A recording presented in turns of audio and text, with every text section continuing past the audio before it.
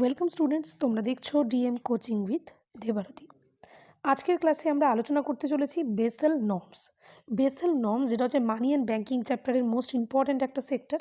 Previous class পর্যন্ত আমরা non performing asset পর্যন্ত দেখে রেখেছিলাম। আজকের ক্লাসে আমরা শুরু করতে চলেছি 3টে বেসেল নর্মস। অর্থাৎ বেসেল নর্মস সেটা আমাদের জানতেই হবে, যেটা আমাদের ব্যাঙ্ক ফর ইন্টারন্যাশনাল সেটেলমেন্টস বলে থাকি আমরা, BIS, তার দ্বারা এইটা প্রেসক্রাইব করা হয়েছে এই নর্মসগুলোকে। তো দেখা যাক যে এই নর্মসের মধ্যে কি কি বলা হয়েছে। First of all, these norms are prescribed by the BIS। BIS এর ফুল ফর্মটা বললাম, bank of international settlements, as a set of global standards which prescribe for asset to minimum capital requirements for commercial banks, foreign banks or even RRBs। অর্থাৎ যা যা আমরা এখনও পর্যন্ত পড়েছি, অর্থাৎ commercial banks, RRBs, foreign banks, everything যা যা ব্যাঙ্কিং সেক্টরে রিলেটেড, যে সমস্ত ফিনান্সিয়াল সেক্টর, সেই ফিনান্সিয়াল সেক্টরগুলোকে একটা মিনিমাম অ্যাসেট রিকোয়ারমেন্টস তাদেরকে মেনটেন করতে হবে, সেই জিনিসটাকে আমরা প্রেসক্রাইব করছে BIS।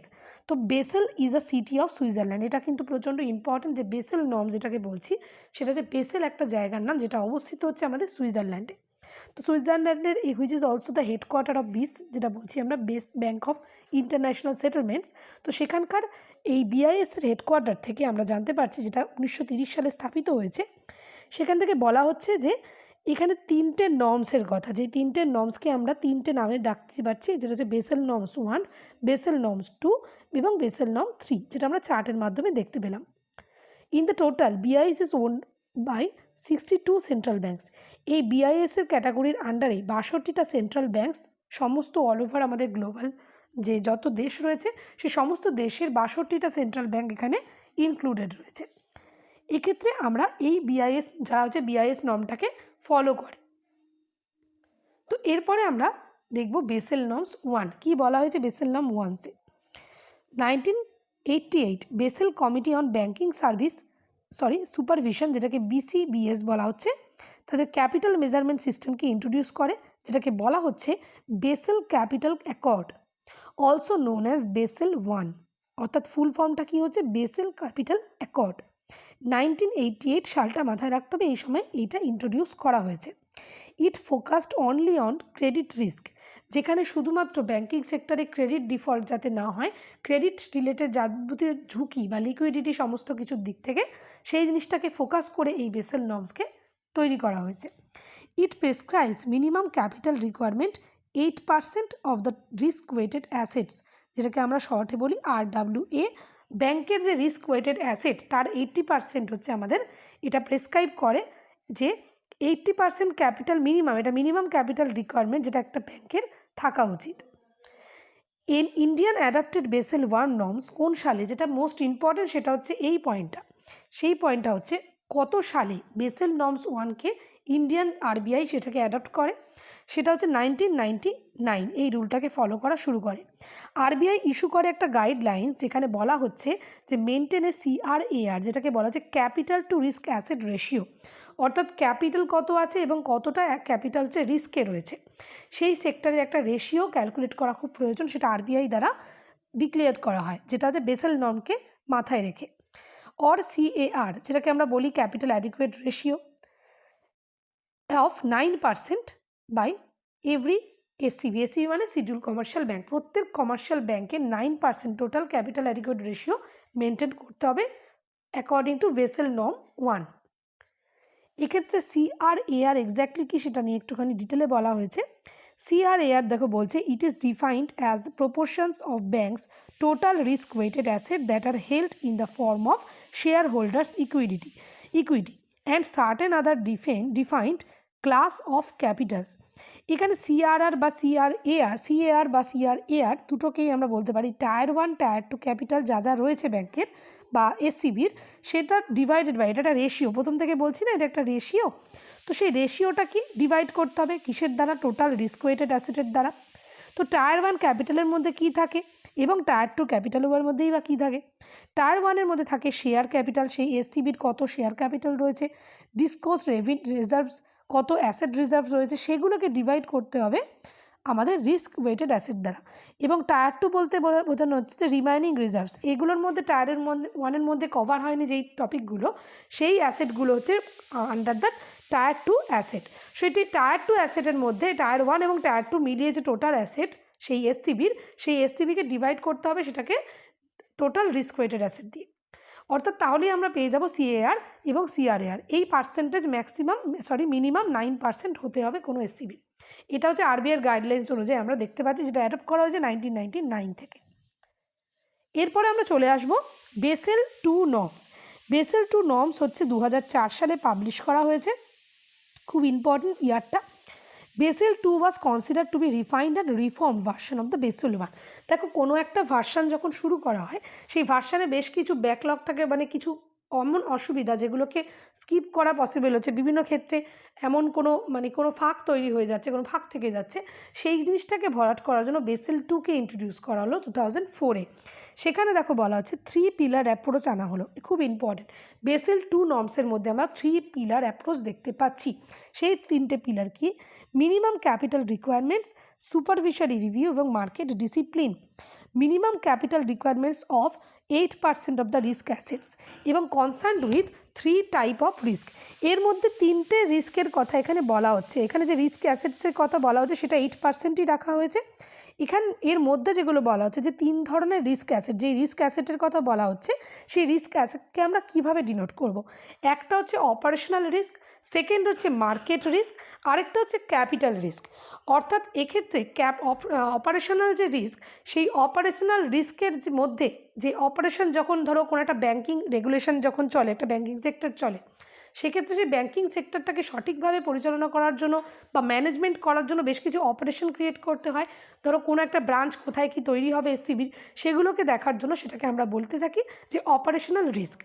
মার্কেট রিস্ক হচ্ছে আমাদের যে মার্কেট রিলেটেড যে ডিমান্ড সাপ্লাই বা সার্কুলেশনে কোনো ধরনের ডেফিসিট তৈরি হচ্ছে, সেই ধরনের ক্যাপিটাল রিকোয়ারমেন্টের অভাব, ডেফিসিট তৈরি হচ্ছে, সেগুলোকে আমরা বলছি মার্কেট রিস্ক। এবং তার সঙ্গে সঙ্গে দেখতে পাচ্ছি যে ক্যাপিটাল রিস্ক, অর্থাৎ যেখানে ক্যাপিটাল ইনফ্লোর মধ্যে লিকুইডিটি বেশ কিছু ক্রাইসিস তৈরি হচ্ছে।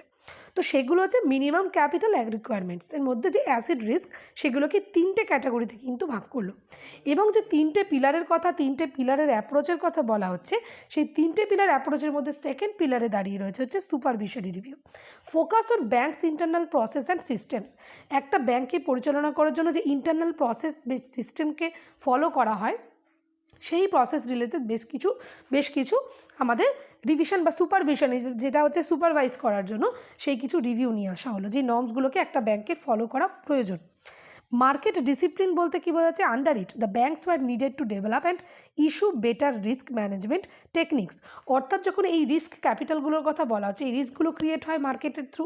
অপারেশনাল রিস্ক, মার্কেট বা ক্যাপিটাল রিস্ক, এই রিস্কগুলোকে কী করে ব্যালেন্স করা যায়, কীভাবে ওভারকাম করা যায়, সেই জিনিসগুলোকে কিন্তু এক্ষেত্রে বলা হয়েছে। তো এক্ষেত্রে যে মার্কেট ডিসিপ্লিনের কথা বলা হচ্ছে, এটা বলা হচ্ছে যে banks were needed to develop and use better risk management techniques. অর্থাৎ এই যে 3 ধরনের রিস্কের কথা এখানে বলা হলো, সেই 3টে রিস্ককে কী করে ওভারকাম করে নেওয়া যায়, অর্থাৎ কোন ধরনের মনিটরিং মেজারকে ইমপ্লিমেন্ট করলে, কোন টুলসকে ইমপ্লিমেন্ট করলে আমরা সেখানে মার্কেট ডিসিপ্লিনকে খুব ভালোভাবে দেখতে পাবো, মানে মার্কেট ডিসিপ্লিন থাকবে। সেক্ষেত্রে আমরা বলতে পারছি যে এইটাও একটা 3টে পিলারের মধ্যে থার্ড পিলার। ঠিক আছে, managing all 3 types of risk. এই যে 3 টাইপ অফ রিস্কের কথা মেনশন করা হয়েছে, সেই রিস্কগুলোকে মেজারমেন্ট বা টেকনিক বা ডিসিপ্লিনের থ্রু কন্ট্রোল করার জন্য এই থার্ড পিলারটাকে আমরা বেসেল 2 নর্মসের মধ্যে দেখতে পাচ্ছি। Implementation of Basel 2 norms was done in India by RBI in the gradual approach. এখানে এই বেসেল 2 দ্বারা প্রেসক্রাইব করা যে সমস্ত রুলস অ্যান্ড ম্যানেজমেন্ট, সেগুলো কিন্তু আরবিআই সাডেনলি সেটাকে আমাদের এখানে ইমপ্লিমেন্ট করেনি। থ্রু আউট গ্র্যাজুয়াল ইমপ্লিমেন্টেশন সেটা আরবিআই আস্তে আস্তে আমাদের এই এসসিবির উপরে এনেছে। As per RBI all SCBs are bound to comply with Basel 2 norms. Right now সমস্ত এসসিবি বা শিডিউল কমার্শিয়াল ব্যাঙ্কগুলো কিন্তু আরবিআইয়ের গাইডলাইন অনুযায়ী এই বেসেল 2 নর্মসের দ্বারা কমপ্লিটলি বাউন্ডেড, অর্থাৎ বাইন্ডিং রয়েছে। বেসেল 2 নর্মসকে অবশ্যইভাবে ফলো করতে হবে, এটা আরবিআই গাইডলাইন্স দিয়ে দিয়েছে সমস্ত এসসিবিগুলোকে। সেই 3টে পিলারকে আমরা ফলো করতে দেখব। এবারে থার্ড যেটা আসছে সেটা হচ্ছে বেসেল 3 নর্মস। এটা ইন্ট্রোডিউস করা হচ্ছে ভেরি রিসেন্ট 2013-এ, 1 জানুয়ারিতে। এখানে বলা হচ্ছে যে banks R required to increase and maintain the tyre 1 capital ratio 4.5%। এখানে বলা হয়েছে যে টায়ার 1 টায়ার 2 আমরা দেখে নিয়েছিলাম। টায়ার ওয়ানের মধ্যে বিভিন্ন শেয়ার হোল্ডিং, অ্যাসেট হোল্ডিং, যেগুলো একটা অ্যাসেট হিসাবে আমরা ডিনোট করতে পারি, সেই অ্যাসেটগুলোকে 4.5% ইনক্রিজ করার পরামর্শ দিচ্ছে বেসেল 3 নর্মস। ঠিক আছে। Banks to maintain capital conservation buffer 2.5%। Total কনজারভেশনের 2.5% সেই ব্যাঙ্ককে মেনটেন করতে বলা হচ্ছে ক্যাপিটাল কনজারভেশনের জন্য। যদি ইনকেস কোনো রিস্ক ডিফল্ট হয় তখন কিন্তু ওখান থেকে অনেকটাই ওভারকাম করে নেওয়া যাবে, মানে অ্যাজ আ সেভিংস। ঠিক আছে। Also counter cyclical buffer to maintain in the range of 0 to 2.5% the prevent excess credit growth. Banking সেক্টরে ক্রেডিটের যে প্রিভেন্ট এক্সেস ক্রেডিট গ্রোথ, মানে এক্সেস যে ইনফ্লো, যেটা ইনফ্লেশনের মেন সমস্যা, ব্যাংকের হাতে প্রচুর টাকা এসে গেলে সেটা কিন্তু মার্কেটে সার্কুলেশন হয়ে যাবে কোনো না কোনোভাবে, সেই লোনস বা অন্য কোনো ওয়েতে হতে পারে। তো সেই জিনিসটাকে কন্ট্রোল করার জন্য এক্ষেত্রে এই নর্মস বলছে যে ব্যাংকের বেশি বেশি করে এই পার্সেন্টেজগুলোকে কিন্তু তার রিজার্ভ করা প্রয়োজন আছে, যাতে ব্যাংকের কাছে একটা ওই অ্যাসেট ফ্লোটা যাতে কন্ট্রোল থাকে। Total CRAR propose to B maintain 9.5%, যেটা আমরা একটু আগে এটার ডেফিনেশন দেখলাম যে CRAR বা CAR সেটা কিন্তু 9.5% এখানে বলা হচ্ছে। প্রথমে বলা হয়েছিল কি বেসেল 1 নর্মসে 8%, দেন 2তে বলা হল 9%, 3তে বলা হচ্ছে 9.5%। এটা চেঞ্জ হতে থাকছে। As per RBI, Basel III norms have to be complied by all commercial banks, both scheduled and non-scheduled banks. RBI এবার বলছে শুধু SCB নয়, SCBর বাইরে যে সমস্ত নন শিডিউল কমার্শিয়াল ব্যাঙ্কসও রয়েছে বা নন শিডিউল ফিনান্সিয়াল ইনস্টিটিউশন রয়েছে, তাদের উপরেও কিন্তু বেসেল 3 নর্মসকে ইমপ্লিমেন্ট করা হবে। RBI directed for a phased manner implementation of Basel 3 guidelines by commercial banks. Deadline has recently been deferred by RBI 2020। এটা একটা ডেটা দেওয়া রয়েছে 2020 30 সেপ্টেম্বর পর্যন্ত এটার গাইডলাইন্স এক্সটেন্ড করা হয়েছে যে এটা ফলো করার জন্য। তো Bessel 3 frameworks also introduce liquidity standards in the form of liquidity coverage ratio, LCR হচ্ছে তার শর্ট ফর্ম। এখানে বেসেল 3 নর্মসকে কাজে লাগিয়ে এবারে সেই কথা মাথায় রেখে, সেই নর্মসকে মাথায় রেখে এখানে এই liquidity standards of the forms সেটাকে মেনটেন করতে বলছে সমস্ত SCBগুলোকে।